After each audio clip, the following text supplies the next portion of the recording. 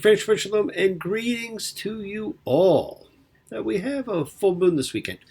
New moons are for the initiation of new things. Full moons are for casting things off. This is the full moon of the first Pisces of the year. Don't forget there were two in a leap year. So we're now 1 month away from the great holiday Purim. Take the opportunity and cast away that which emotionally or subconsciously is weighing you down. Now Purim is the other miracle holiday, the one that preceded Hanukkah by 300 years. It was truly the miracle of miracles. Now the holiday that calls for the most intense celebrating actually of any of the Jewish holidays. They say, according to the Talmud, a person is required to drink until he cannot tell the difference between the cursed Haman and the blessed Mordechai. Though opinions differ as to exactly how drunk that is and whether it's even a true requirement or not. You will also hear it referred to as a minor holiday. By that distinction of major and minor is not about importance, but whether they're mentioned in the Bible or not. Major holidays are biblical holidays. Minor holidays are not. Now the two most famous minor holidays, of course, being Purim and Hanukkah, both added hundreds of years later, and both share the distinction of being about miracles, and both being some of the most celebrated of all the holidays. Now, the holiday centers around hearing the Megillah of Esther, the scroll, the classic statement of anti-Semitism, perhaps the first written anywhere. And I invite you all to keep your dial on this channel and enjoy the Megillah of Esther in a month, which I will record for your pleasure. Esther 3:8. Haman then said to King Ahasuerus, there's a certain people scattered and dispersed among the other peoples, and all the provinces of your realm, whose laws are different from those of any other people, and who do not obey the king's laws. It's not in your majesty's interest to tolerate them. Now Haman, the Persian prime minister, second only to the king, is saying because the Jews are different, they must be suspect, they must not be tolerated. Now, this type of reasoning has again and again throughout history, Jewish or otherwise, been the unwarranted rationale for senseless persecution. This is a tale as old as time. When will we learn? We still obviously haven't learned.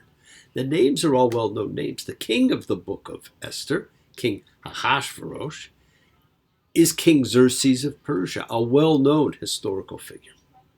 Mordechai, the hero of the story, is actually the name of the Babylonian king of the gods, Marduk. And Esther, the heroine, is the Babylonian name queen of the gods, Ishtar. Just like a year or so ago when we saw all over the world trucker convoys forming, even in countries you wouldn't think of, it was them speaking out. Okay, it was crushed, but they spoke up, just as we must be thankful that Esther spoke up when it was forbidden for not just women, but anyone to speak unspoken to by the king to the king. She spoke up for her people. She saved them from genocide. How hard would it be for us to come together to object to genocide? Pastor Nye Moeller told us what happens when you do not. There will be no one there for you when it is your turn. It doesn't have to be about someone you were close to, because without realizing it, you're close to everybody. We're all the same atoms. We're all the same energy. We're all connected. You might not think so. You might think the voices decrying injustice have simply been silenced when a champion 55-year-old Canadian-born, Israel-raised female Jewish cyclist has been disinvited from speaking at International Women's Day in Peterborough, Ontario. Why, you ask? Because she served in the IDF, the Israeli Defense Force, 30 years ago, as all Israeli young adults do,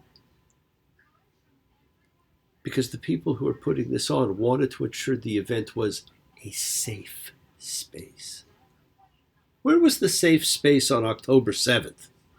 We must fight together, my friends, to oppose the radical attitudes of acceptable hate. We are better than that, or we will be doomed. We must overcome division, which is another topic in this week's reading, to unite in love and acceptance, just as we unite and accept everybody when people all over the world gather as like-minded groups, collective consciousnesses of seekers showing faith, any and all faith, love, any and all love, a chavura, fellowship. So we express our nature of kindness, compassion, thoughts, feelings, hopes, dreams, and wishes that unites us all in this community, House of Spirit, Beth Ruah. Sharing and bringing light, keeping fear at bay, and even though together we're individual in our approach, each connecting in his or her their own way. So once again, please do go ahead and invite everybody you know, physically, digitally, psychically, emotionally, spiritually, any way at all to gather and share. From Psalm 133, the Hine Matov, come together. Hine Matov.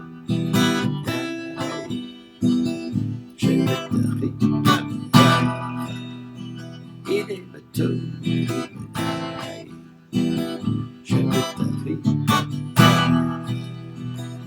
How good and pleasant it is for brothers and sisters together. Community.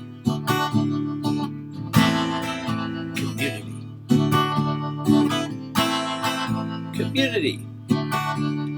Together. And we support each other in this community.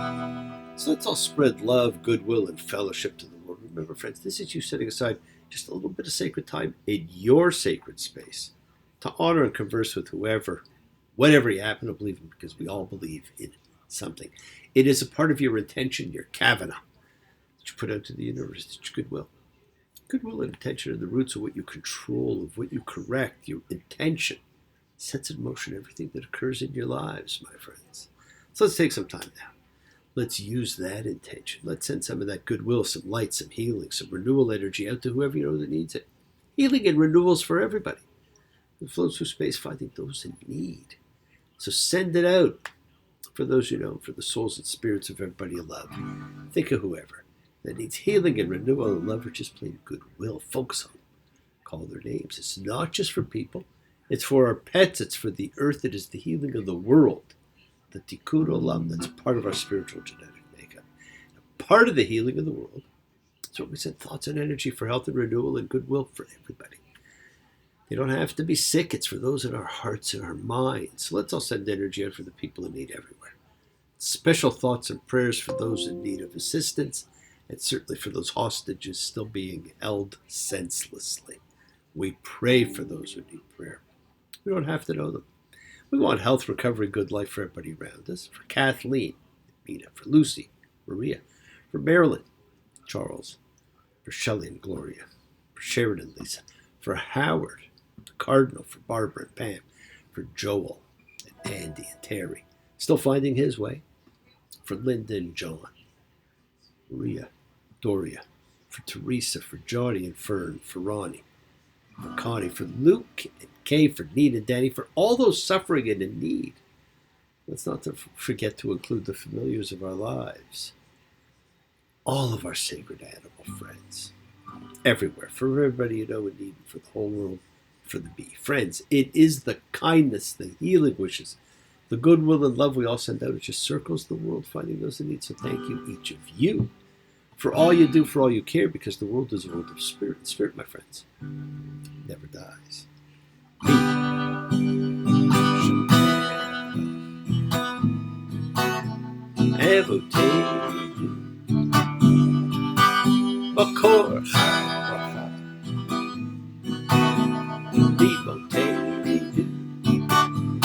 May the source of strength bless the ones before us. Help us find the courage.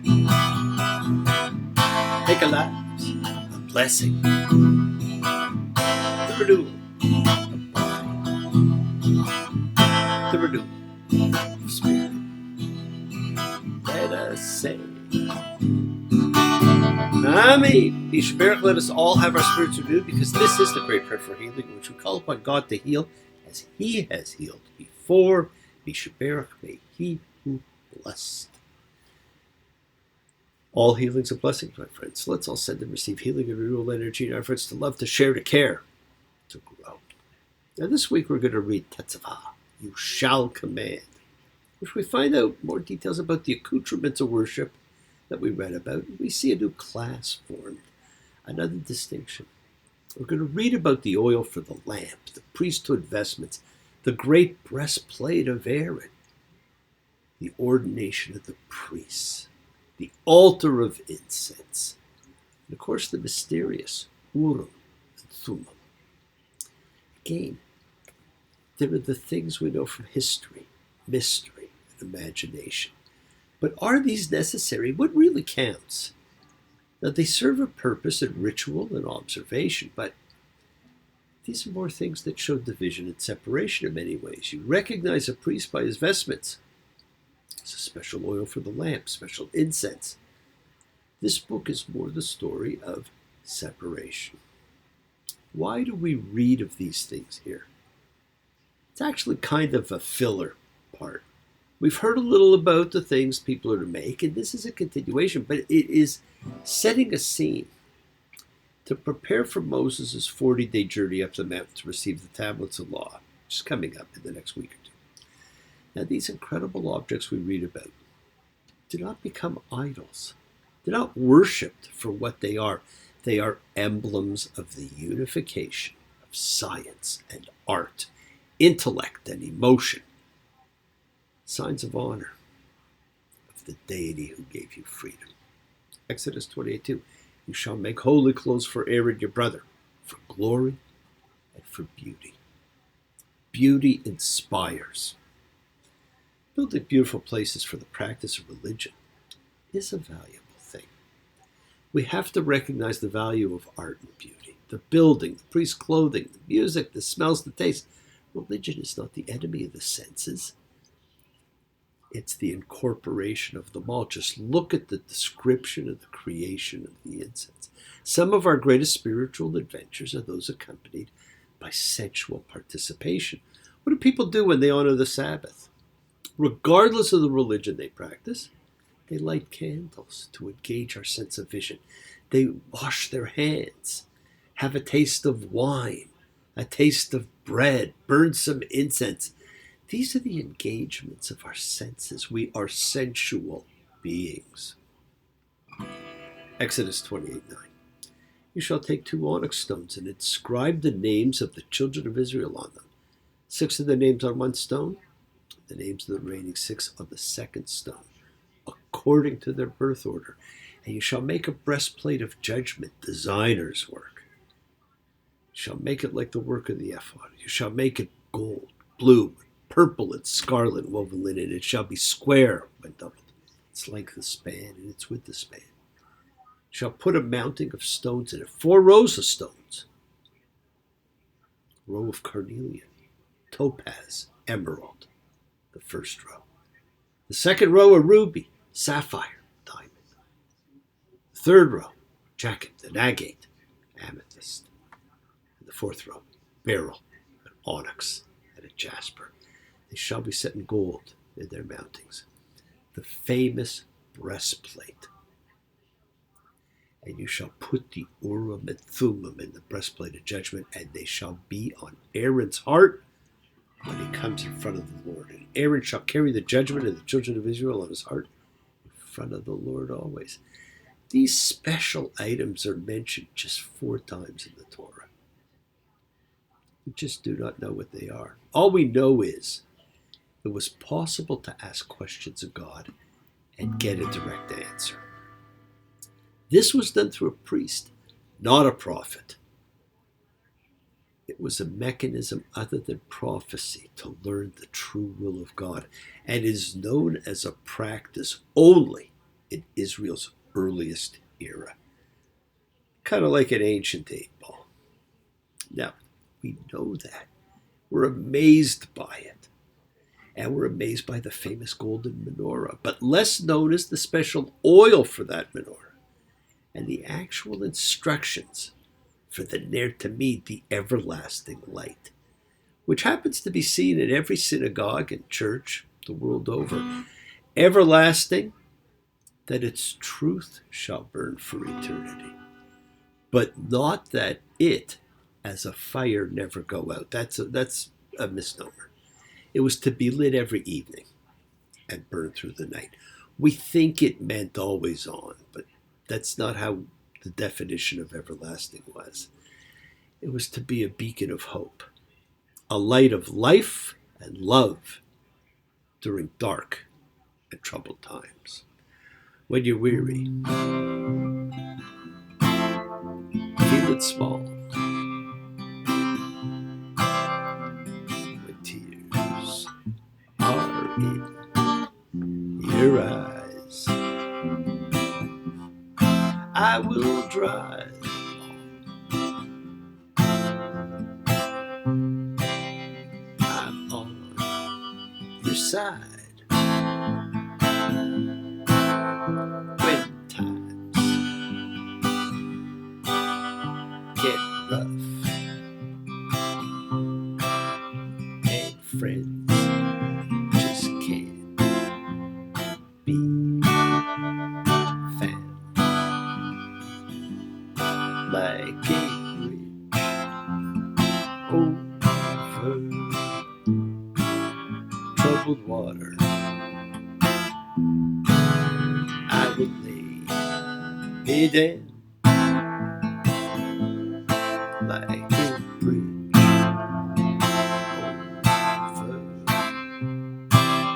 troubled water, I will lay me down. We're then told a new order was being created that would be that bridge for us. The priests, Exodus 28:1. And you bring Aaron your brother forward to you, and his sons with him from among the children of Israel, for him to function as a priest for me. Aaron, Nadab, Abihu, Eleazar, Ithamar, Aaron's sons. They are about to create what is truly going to become the most divisive force in history. It's also the most sought after position throughout history. And we're going to see and experience its actual creation in a week or so. We're going to sit through the initiation and the ordination, a powerful and special moment of which I have had the pleasure of undergoing throughout history. No position is more desired, probably, than that of being what ended up being God's Praetorian Guard. It don't come easy. It don't come easy.